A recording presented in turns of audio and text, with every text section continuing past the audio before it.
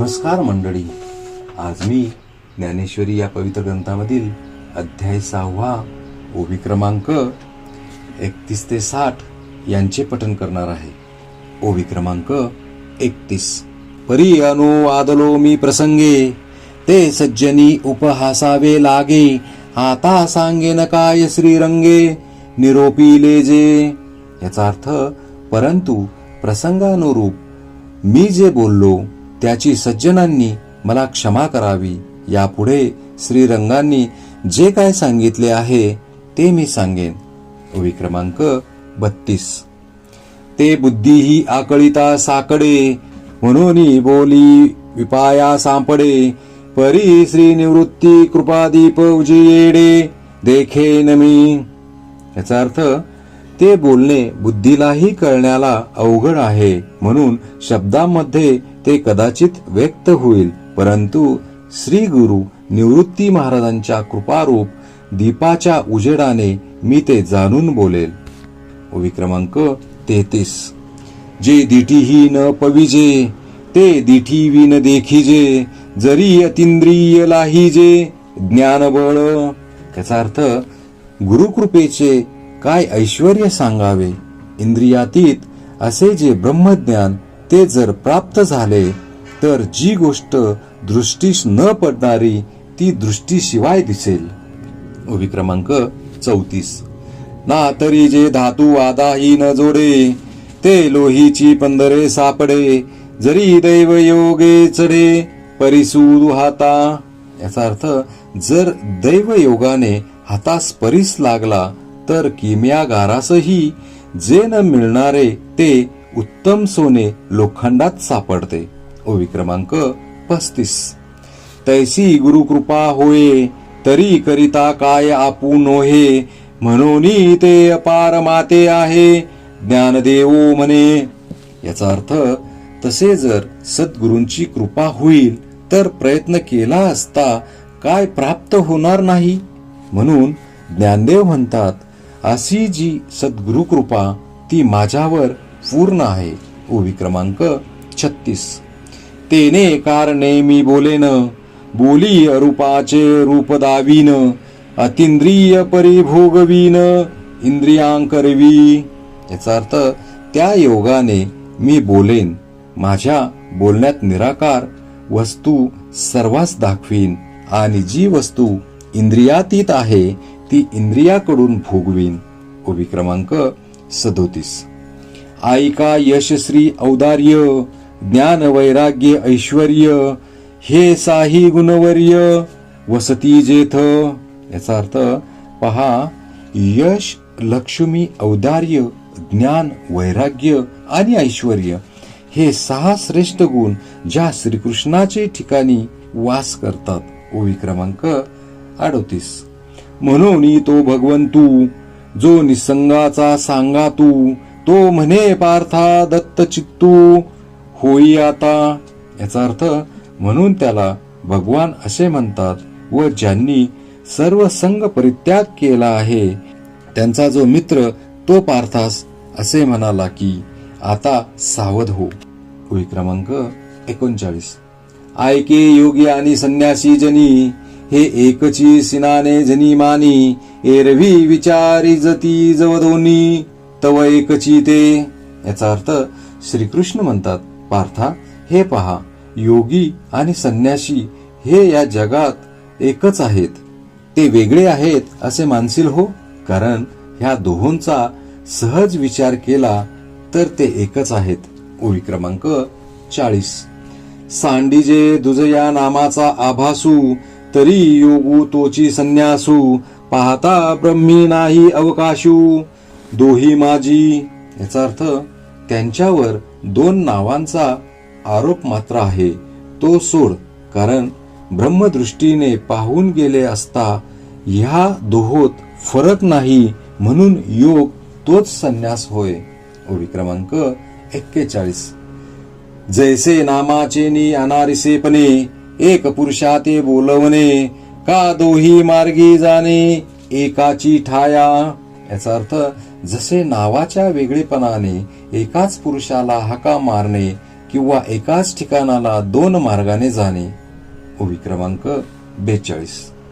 ना तरी एकची उदक सहजे, परीसी नाना घटी भरिजे, तैसे भिन्नत्व जाणे जे योग संन्यासांचे. याचा अर्थ किंवा एकच जल भांड्यात भरल्यावर पाण्याला जसा दुजा भाव नाही, तसा योग आणि संन्यास यात भेद नाही असे जाण. ओवी क्रमांक 43. आयके सकळ संमते जगी, अर्जुना गातोची योगी, जो कर्मे करोनी रागे, नोहेची फळी.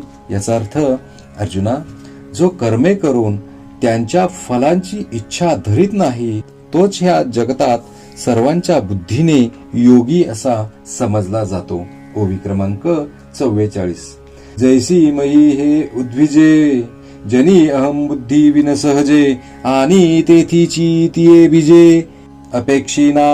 याचा अर्थ पृथ्वी ही वृक्षादिकांना उत्पन्न करून त्यांच्या उत्पत्तीबद्दल काही अहंकार बुद्धी दाखवित नाही आणि त्यांच्यापासून उत्पन्न होणाऱ्या फलांचीही ज्याप्रमाणे इच्छा करीत नाही. ओवी क्रमांक 45. तैसा अन्वयाचेनी आधारे, जातीचेनी अनुकारे, जे जेने अवसरे करणे पावे. याचा अर्थ त्याचप्रमाणे आत्मबोधाच्या आधाराने आणि जातीस अनुरूप असे जे कर्म ज्यावेळी करण्याचा प्रसंग येईल. ओवी क्रमांक 46. ते तैसेची उचित करी, परी साटोपू नहे शरीरी, आणि बुद्धी ही करुणी फळवेरी जायेची ना. याचा अर्थ ते सर्व यथाविधी करून तो आपल्या शरीरात अहंकार उत्पन्न होऊ देत नाही आणि बुद्धीला फलाच्या आशेकडे जाऊ देत नाही. ओवी क्रमांक 47.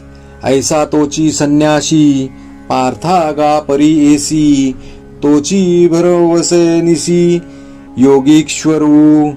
याचा अर्थ पार्था ऐक, असा जो पुरुष तोच संन्याशी आणि तोच निसंशय योगीश्वर होय. ओवी क्रमांक 48.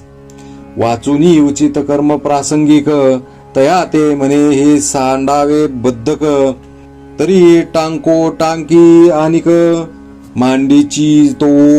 याचा अर्थ या हातोटी शिवाय जो कोणी नित्य नैमित्तिक कर्मे बद्धक आहेत असे समजून त्यांचा त्याग करीतो आणि लागलीच दुसरी कर्मे करण्यास प्रवृत्त होतो. ओवी क्रमांक 49. जैसा क्षाळूनी या लेपू एकू, सवेची लाविजे आनिकू, तैसेनी अग्रहाचा पायिकू विचंबे वाया. याचा अर्थ जसा कोणी एक लेप धुवून टाकून दुसरा लेप लावण्याचे खटपटीत पडतो, त्याप्रमाणे योग्य कर्म त्याग करून दुसरे कर्म करण्याचा आग्रहात पडून व्यर्थ त्रास सोसतो. ओवी क्रमांक 50. गृहस्थाश्रमाचे ओझे, कपाळी आधीची आहे सहजे, की तेची संन्यास सवा ठेविजे सरिसे पुढती. याचा अर्थ गृहस्थाश्रमाचे ओझे सर्वांच्या कपाळी अगोदर सहजीच लागले आहे, परंतु गृहस्थाश्रमाचे आचरण यथाविधी न करिता संन्यास घेऊन पहिले ओझे टाकून लगेच दुसरे ओझे डोक्यावर घेतो. ओवी क्रमांक 51. म्हणून अग्निसेवा न सांडिता, कर्माची रेखा नोलांडिता, आहे योग सुख स्वभावता आपण पाची. याचा अर्थ म्हणून स्रोत स्मार्थ होमादिक कर्मांचे यथाविधी आचरण न टाकता कर्मांची मर्यादा ओलांडली नाही तर आपल्याजवळ सहजानुसार योग सुख आहे. ओवी क्रमांक 52. ऐशी संन्यासी तोची योगी, ऐसी एक वाक्यतेची जगी, गुढी उभविली अनेगी शास्त्रांतरी. याचा अर्थ ऐक, संन्यासी तोच योगी असा एक वाक्यतेचा ध्वज अनेक शास्त्रांनी या जगात उभारला आहे. ओवी क्रमांक 53. जेथ संन्यासीला संकल्पू तुटे, तेथची योगाचे सार भेटे, ऐसे हे अनुभवाचे निधटे साचे जया. याचा अर्थ ज्या पुरुषाच्या ठिकाणी त्याग झाल्यामुळे संकल्प नष्ट झाला त्याच ठिकाणी योगांचे सार जे ब्रह्म त्यांची भेट होते असे स्वानुभवाच्या प्रमाणाने ज्यांचे ठरले आहे. ओवी क्रमांक 54.